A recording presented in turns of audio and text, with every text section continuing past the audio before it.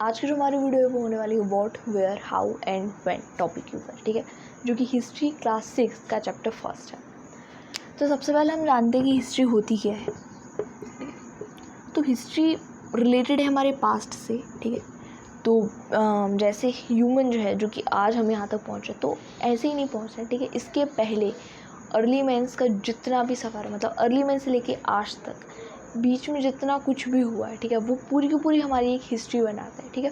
और इसको एक के बाद एक देखना कि हाँ कौन कौन हमारे देश में आया, क्या क्या चीज़ें लेकर आया, तो उससे क्या हमारा क्या इफ़ेक्ट हुआ, या फिर हमारा जो भी इवोल्यूशन है, चाहे वो बायोलॉजिकल इवोल्यूशन हो या फिर किस तरीके से हमारा जो सिविलाइजेशन है वो सभ्य बना है और आज इस तरीके यहाँ पे हम पहुँच रहे हैं, ठीक है। इस वजह से हिस्ट्री जो है उसका नॉलेज होना, ठीक है, हिस्ट्री को पढ़ना बहुत ज़रूरी है। अदरवाइज़ तो बेसिकली अभी हम जो हिस्ट्री है, इंडियन हिस्ट्री, ठीक है, उसको 3 पार्ट्स में डिवाइड किया हुआ है, ठीक है। तो पहला वाला जो पार्ट है वो है एंशियंट इंडियन हिस्ट्री, बीच वाला जो पार्ट है वो है मेडिवल, और जो तीसरा पार्ट है वो है मॉडर्न, ठीक है। फर्स्ट जो एंशियंट पार्ट है इसमें अर्ली मैन्स की बात की गई है, ठीक है। इसके साथ साथ जो हमारा फर्स्ट सिविलाइजेशन था, इंडस वैली सिविलाइजेशन, उसकी बात की गई है। और इसके बाद जो हमारा फर्स्ट एम्पायर था, जो कि मगध एम्पायर था, उसकी बात की है, ठीक है। तो एंशियंट में 3 चीज़ों की बात की गई है। फर्स्ट बेसिकली एंशियंट किस चीज़ का है, तो एंशियंट में जो बात की गई है वो अर्ली मैन्स की है, और उन रूलर्स की बात की गई है या फिर उन लोगों की बात की गई है जो हमारे भारत के खुद के थे, ठीक है। भारत की पहली सभ्यता इंडस वैली के बारे में बात की गई है, ठीक। तो फर्स्ट किसके बारे में है, अर्ली मैन के बारे में। दूसरी किस चीज़ के बारे में है, वो है इंडस वैली के बारे में। अभी जो इंडस वैली सिविलाइजेशन ये क्या है, तो ये फर्स्ट सिटीज़ हैं, ठीक है, जो कि सबसे पहले ये शहर बने थे। उसके बाद जो हमारा फर्स्ट एम्पायर है, इसका मतलब जो हमारा फर्स्ट साम्राज्य है, ये कौन सा है, ये है मगध साम्राज्य, ठीक है। तो इसके बारे में तो जो एंशिएंट इंडियन हिस्ट्री 3 पार्ट्स में डिवाइडेड है। अब इसमें क्या है कि हर चीज़, जो भी एम्पायर है या जो भी राजा है, वो राजा हमारे भारत का ही है और वो हमारे भारत के ऊपर ही रूल कर रहे हैं, ठीक है। मेडिवल और मॉडर्न डिफरेंट है, क्योंकि मेडिवल में क्या है कि जो शासक है वो हमारे भारत का नहीं है, वो बाहर से आके हमारे ऊपर रूल किया था, ठीक है। जैसे जो इस्लामिक रिलीजन है वो, बाकी जो मॉडर्न है उसमें अंग्रेज जो है वो हमारे ऊपर आके शासक करते हैं। तो इस तरीके से हिस्ट्री जो है उसके 3 डिवीज़न है, ठीक है। अब क्या होता है, जो क्लास 6 में होता है वो एंशियंट हिस्ट्री को हम पढ़ते हैं, क्लास 7 में हम मेडिवल पढ़ते हैं और क्लास 8 में हम मॉडर्न पढ़ते हैं, ठीक है। तो ये जो क्लास 6 है उसमें आपको पूरा का पूरा एंशियंट इंडियन हिस्ट्री के बारे में बताया जाएगा, ठीक है। जिसमें फर्स्टली हम अर्ली मैन्स के बारे में पढ़ेंगे, उसके बाद हम इंडस वैली सिविलाइजेशन के बारे में पढ़ेंगे, फिर हम जो कैसे वैदिक रिलीजन, कैसे हिंदुज़म जैसे धर्मों की हम बात करें, तो जो एंशियंट इंडियन है उसमें सबसे पहले आता है हिंदुज़म, ठीक है, मतलब जो वैदिक ये। उसके बाद फिर आता है जैनिज़्म, फिर बुद्धिज़्म। तो इस तरीके से हम देख सकते हैं कि रिलीजियस प्रैक्टिसेस भी हुई, ठीक है। इसके बाद क्या आता है, फर्स्ट एम्पायर जो कि मगध है, मगध जो कि मॉडर्न डायनेस्टी है, ठीक है। मॉडर्न डायनेस्टी जो कि चंद्रगुप्त, अशोक, ये लोग, ठीक है। तो इन्होंने अपना जो पहला साम्राज्य है, भारत का पहला साम्राज्य, वो खड़ा किया, ठीक है। कहाँ पे, मगध। मगध मतलब प्रेजेंट जो है वो बिहार का ही, ठीक है। तो इसमें हम पूरे को पूरा एंशियंट इसको पढ़ते हैं। तो क्लास 6 की जो हिस्ट्री है वो पूरी की पूरी एंशियंट हिस्ट्री पे बेस्ड है। अब हम शुरू करते हैं। अब सबसे पहले क्या है कि ये जो चैप्टर फर्स्ट है वो आउटलाइन देता है कि आपको पूरी की पूरी कैसे पढ़ना है, पर जो हिस्ट्री है वो हम पढ़ते कैसे या हमने कैसे पता लगाया। तो उसका जो पहला वाला क्वेश्चन है वो आता है व्हाट पे। व्हाट मतलब कि हिस्ट्री में हम क्या पढ़ते हैं, या हिस्ट्री, क्योंकि हिस्ट्री डिवाइडेड है बहुत ज़्यादा, ठीक है। तो हम क्या क्या चीज़ें पढ़ते हैं बेसिकली उसमें, ठीक है। तो उसमें जो फर्स्ट वाली चीज़ आती है व्हाट में, तो व्हाट में ना जो 3 मेन चीज़ें आई हुई हैं वो हमारी 3 बेसिक आवश्यकताएं होती हैं। पहली है फूड, दूसरी है शेल्टर, और तीसरी वाली है क्लोथिंग, ठीक है। तो किसी भी चीज़ को जानना हो तो उसमें हमें 3 फैक्टर्स देखने हैं कि एक फूड, दूसरा शेल्टर और तीसरी क्लोथिंग, ठीक है। तो जैसे हम अर्ली मैन्स की बात करेंगे तो अर्ली मैन के यहाँ पे फूड का क्या सोर्स था, तो अर्ली मैन्स को कहा जाता था हंटर गैदरर्स, ठीक है। हंटर मतलब वो जो शिकार करता है, और गैदर मतलब वो जो पेड़ पौधे इन सब पे जो भी चीज़ें होती हैं उन सबको तोड़ कर खाते हैं, ठीक है। अब जब ये लोग हंटिंग की बात कर रहे हैं तो यहाँ पे नॉर्मल जो जानवर होते हैं जो कि तब के टाइम पे अर्ली मैंस के टाइम पे जो ह्यूमन थे वो तो पूरे पूरे जानवर थे, ठीक है। जो जानवर थे, जैसे अभी जो जानवर है तो वो ऐसे नहीं थे, वो सारे के सारे जंगली जानवर ही थे, ठीक है। तो सबके सब किधर रहते थे, फॉरेस्ट या कोई भी एरिया हुआ, ठीक है, वहाँ पर।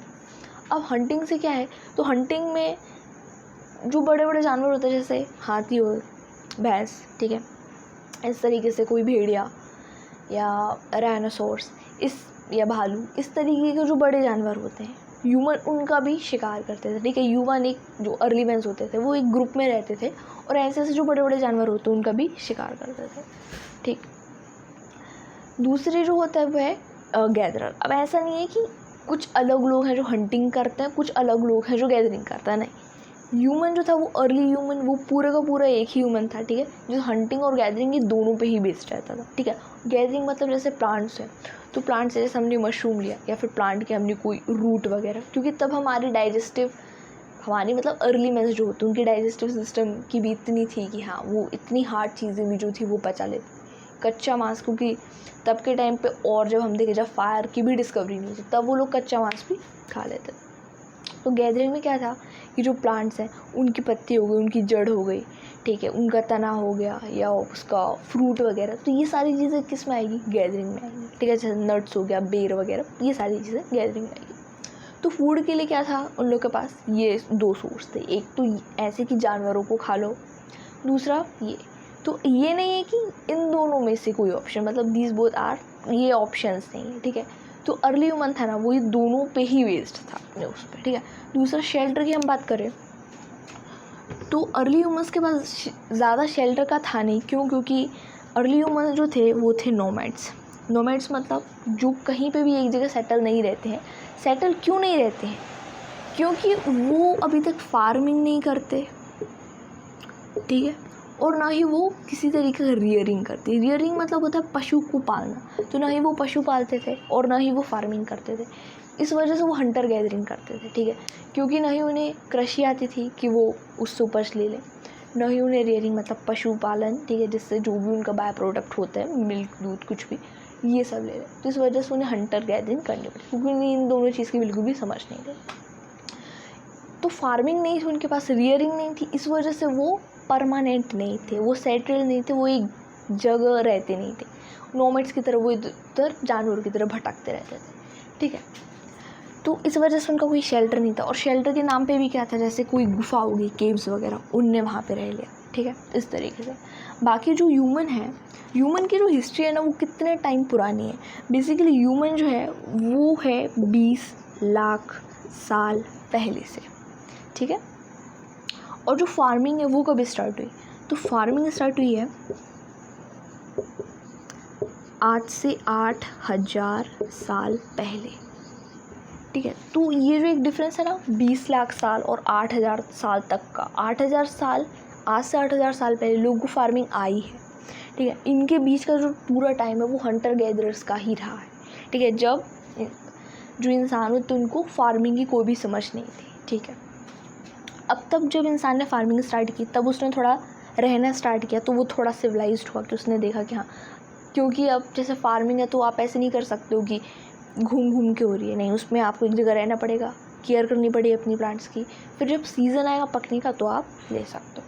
तीसरी बात होती है क्लोथिंग की, तो क्लोथिंग में भी अर्ली ह्यूमंस ने जैसे लीव्स का इस्तेमाल कर लिया, छालों का इस्तेमाल कर लिया पेड़ की, इसके अलावा जो जानवर होते हैं उनकी खालों का इस्तेमाल कर लिया, ठीक है। तो बेसिकली क्या था कि जो अर्ली मैंस हैं उन्होंने इन 3 चीज़ों को इस तरीके से। अब जैसे हम इंडस वैली सिविलाइजेशन की बात करेंगे तो इंडस वैली सिविलाइजेशन की जो शुरुआत है वो हुई है 4700 ईयर्स अगो से, ठीक है। अब इंडस वैली सिविलाइजेशन जो क्या है, उनका फूड का क्या सोर्स था, तो फूड में तो ये था कि हाँ अर्ली मैंस को नहीं आती थी, फिर 8,000 साल पहले अर्ली मैंस ने फार्मिंग शुरू हुई, यहाँ तक तो अर्ली मैंस लोगों को आ गई थी, ठीक है। तो फूड में क्या था कि इनको तो फार्मिंग आती थी, ये तो डोमेस्टिकेट भी करते थे एनिमल्स, कुछ चीज़ का विशेष मिले हुए हैं वहाँ पे, ठीक है। प्लस इन लोग के पास चक्की भी हुआ करते थे जो कि इनके घर पे थी। इसके अलावा इन लोग के पास वेयर हाउस जो होते स्टोरेज, मतलब जहाँ पे हम अनाजों को स्टोर करके रखते, ये भी इंडस वैली सिविलाइजेशन में था। दूसरी चीज़ है शेल्टर की, तो इंडस वैली सिविलाइजेशन का जो पूरा का पूरा कंस्ट्रक्शन है ना उस टाउन का, वो बहुत ज़्यादा वेल प्लान, ठीक है। वहाँ से रोड निकली हुई है, वहाँ पे नालियाँ हैं, ठीक है। पूरा का पूरा एक राजा को रहने का एक अलग और प्रजा को रहने का एक अलग, इस तरीके से बहुत वेल कंस्ट्रक्टेड वेल प्लान्ड एक टाउन है, ठीक है। जो फर्स्ट सिटी, एक सिटी जैसे, एक शहर जैसे, शेल्टर के नाम पे क्या है, फिर वहाँ पे एक शहर, मतलब पूरा एक शहर ही है, तो शेल्टर उसका बहुत सही है तरीके से। तीसरे क्लोथिंग, तो वो क्लोथिंग में भी बहुत आगे बढ़ चुके थे, ठीक है, कि अलग अलग प्रकार की, इसके साथ वो ऑर्नामेंट्स का भी इस्तेमाल करते थे, मतलब जो भी आभूषण होते हैं उसका इस्तेमाल करते थे। अब जैसे क्या है कि अर्ली ह्यूमंस बीइंग होते तो उनके लिए ये 3 चीज़ें हैं, लेकिन जैसे अभी हम इंडस में बढ़े हैं तो इनके लिए और फैक्टर्स बढ़ गए, जैसे क्या, सोशल प्लस कल्चरल, ठीक है, कि वो इंटरटेनमेंट के लिए क्या कौन सा गेम इस्तेमाल करते थे, कौन कौन से टाइप के गेम्स या कौन से हमको मिले हैं वहाँ पे, कि वही चीज़, क्या रिचुअल्स अपनाते थे, वो बिलीव करते थे गॉड में कि नहीं करते थे, कोई फेस्टिवल था उनका नहीं था, तो उनका जो भी ट्रेडिशन होता है या उनकी संस्कृति, ठीक है, तो जो भी उनकी कला है, पॉटरी वगैरह, ये सारी जो चीज़ें हैं, ये और भी जो फैक्टर्स हमारे, जैसे हम फोर्थ फैक्टर इसमें जोड़ सकते हैं।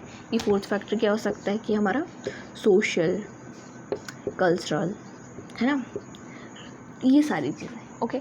अब यदि हम बात करते हैं आगे मगध, ठीक है, मगध साम्राज्य, जिसका मतलब है कि मौर्यन डायनेस्टी की या वैदिक डायनेस्टी की बात करें, ठीक है, तो तब के टाइम पे भी फूड अवेलेबल, शेल्टर भी तब के टाइम पे, ठीक है, बाकी क्लोथिंग भी थी, ठीक है।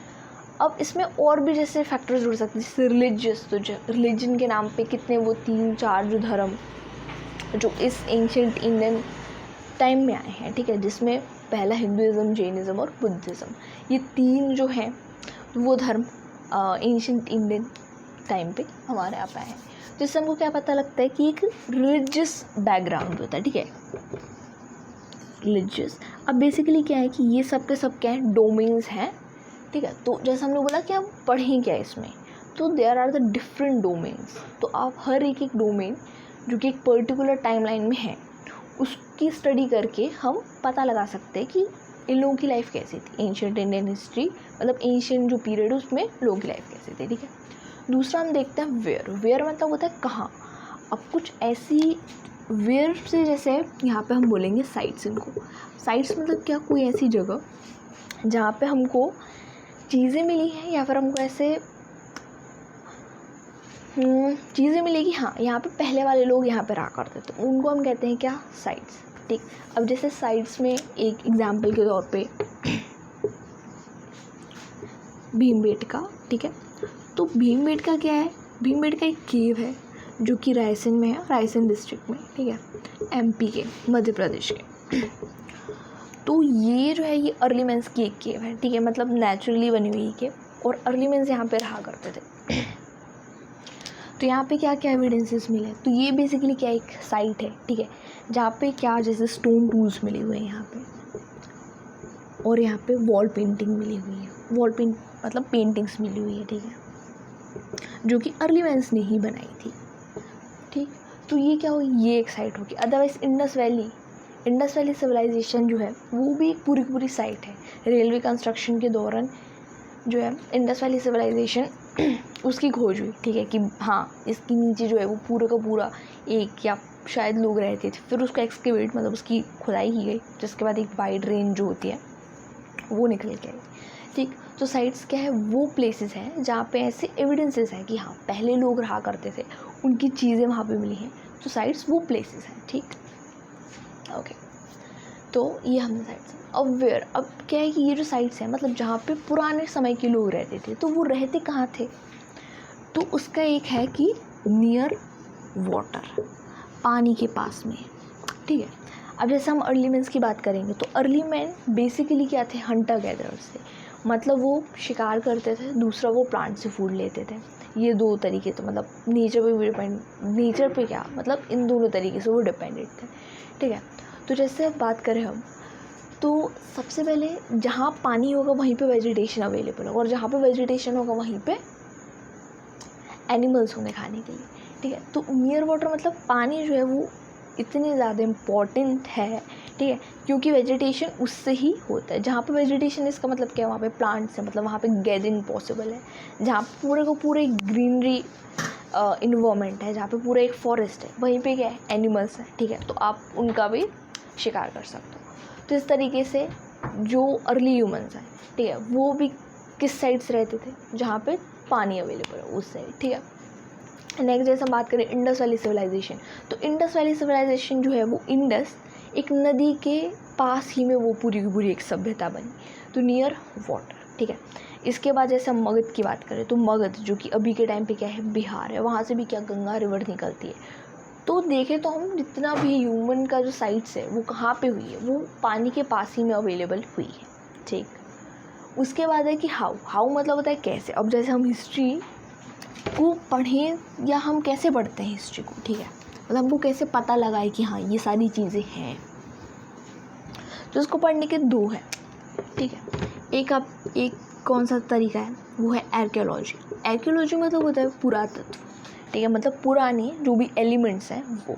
अभी जैसे अर्ली मेंस के हम बारे में बात करेंगे, ठीक है, तो अर्ली मेंस से रिलेटेड क्या चीज़ हमें मिलेगी, तो पहले जैसे स्टोन टूल्स मिल सकता है, ठीक है, स्टोन टूल्स।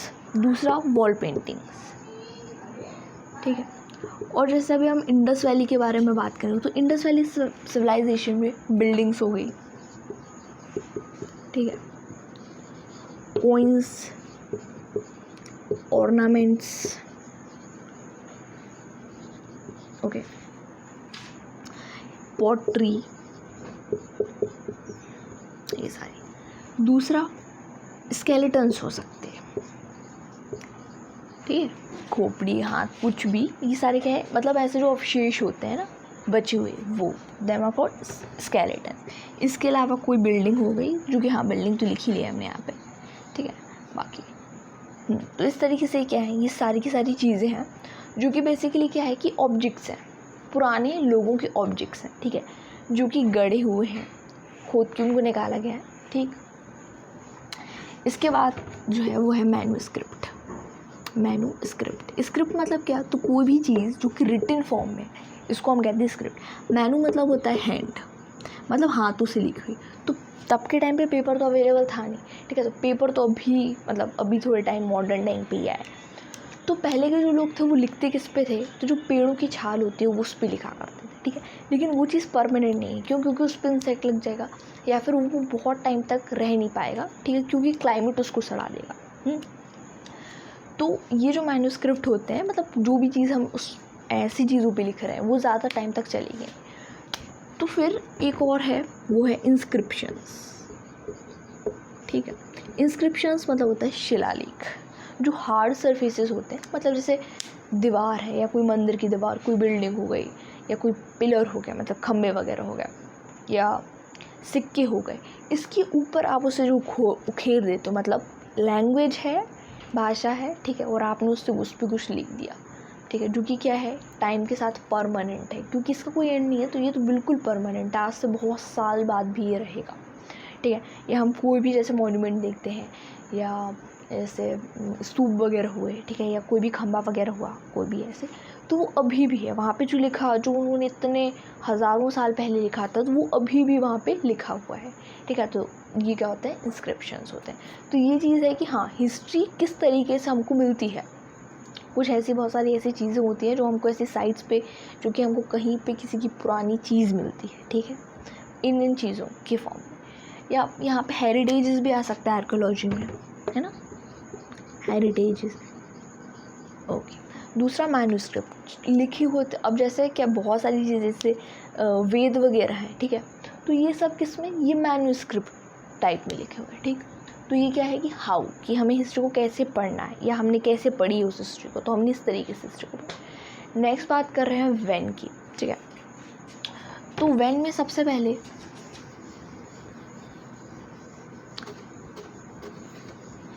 ओके, तो जैसे हम बात कर रहे हैं व्हेन की, तो व्हेन में ना टाइमलाइन के बारे में बताया हुआ है, ठीक है। अब टाइमलाइन क्या है कि हम हिस्ट्री को किस तरीके से पढ़ते हैं। तो अभी जो ईयर चल रहा है वो चल रहा है 2024, ठीक है। अब 2000 मतलब एक 2000 भी रहा होगा, फिर एक 1000 भी रहा होगा, फिर एक 0 भी रहा होगा, और इसके पहले का भी टाइम रहा होगा, क्योंकि मैंने आपसे बोला क्या 20 लाख साल पहले से जो ह्यूमंस हैं वो हैं। अभी कौन सा चल रहा है 2000। इसका मतलब क्या है 0 से लेकर 2000 इतना वक्त अभी बीता है, लेकिन ये वाला जो वक्त है वो 20 लाख का है और ये तो सिर्फ और सिर्फ 2000 का है, मतलब इसके सामने ये वाला टाइम बहुत छोटा है। अभी जो 0 है ये क्या है, तो यह बर्थ ऑफ क्राइस्ट। इसका मतलब ये है कि जो क्राइस्ट, जो जीसस है, ठीक है, क्रिश्चियंस के जो गॉड हैं, उनका जन्म जिस टाइम पे हुआ था वो सन माना गया कि ये समय की शुरुआत या ये कैलेंडर की शुरुआत है, डेट्स की शुरुआत है, सनों की शुरुआत है, ठीक है। तब से लेके अभी तक कितना टाइम हुआ है 2024, ठीक है। तो तब से लेके अभी तक का जो टाइम है उसको हम क्या कहते हैं, ये पूरा का पूरा 0 से, उसको हम कहते हैं एडी। एडी मतलब हुआ एनो डोमिनी। एनो डोमिनी इसका मतलब है क्या, ये भगवान का समय है, ठीक। दूसरा इसका जो नाम है वो है सीई। सीई मतलब होता है कॉमन एरा, ठीक है। इसका मतलब है 2024 को हम 2024 एडी भी कह सकते हैं और 2024 सीई भी कह सकते हैं। अब 0 की इस साइड का जो टाइम है ये बैकवर्ड चलता है, मतलब -1000 -2000, तो ये माइनस में नहीं चलेगा अभी। इसके लिए हमने दूसरा, जैसे इसको हमने एडी, इसको हमने सी नाम, इसको हमने क्या नाम दिया, बीसी। बीसी मतलब होता है बिफोर और सी मतलब क्राइस्ट। तो ये जो क्राइस्ट का जन्म हुआ उससे पहले का। दूसरा इसका जो नाम है वो है BCE। CE मतलब हुआ कॉमन एरा, बी मतलब हुआ बिफोर कॉमन एरा, मतलब जो कॉमन एरा उसके पहले का जो टाइम है ये। तो इस तरीके से जो हिस्ट्री की टाइम लाइन है वो डिवाइडेड है। तो ये बहुत बेसिक सा चीज़ है, ठीक है, जिसमें ये बताओ कि हिस्ट्री को हमको पढ़ना कैसे है, या एंशिएंट इंडियन हिस्ट्री में पढ़ाया किस किस या है किस किस चीज़ के बारे में मेंशन, ठीक। अब सबसे पहले हम देखते हैं थोड़ा सा इंडियन सब कॉन्टिनेंट के बारे में, ठीक है। तो ये जो हमारा इंडिया है वो एक सब कॉन्टिनेंट है, ठीक।